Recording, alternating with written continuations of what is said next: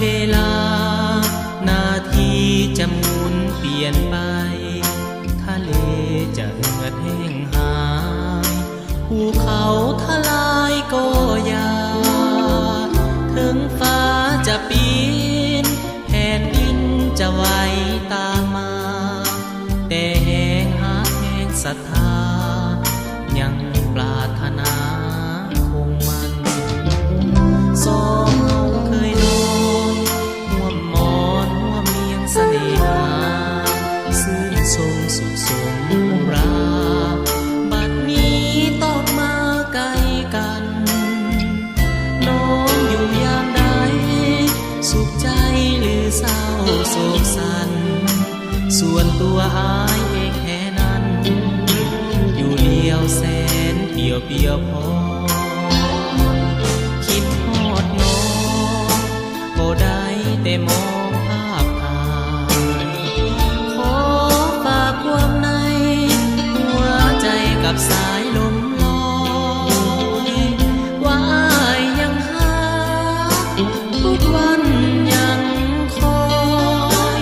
คิดถึงอายเพียงน้องแต่บ่นอดวงใจถึงเฮาใกล้กันจะนานจากฟ้าจากนี้หักอายออกจากใจนี้บ่มียังมาลืบใด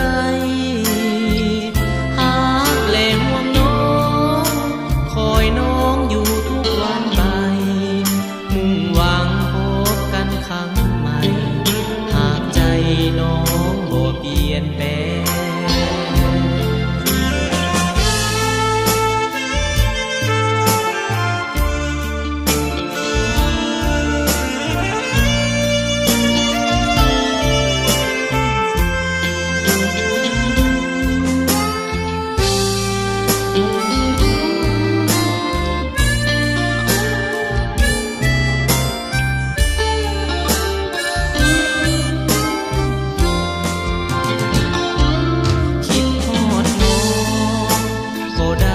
แต่มองภาพถ่ายขอฝากความในหัวใจกับสายลมลอยว่าอายยังหาทุกวันยังคอยคิดถึงอายเพียงน้องแต่บ่นอดวงใจถึงเฮาใกล้กันจะนานจากฟ้าจากนี้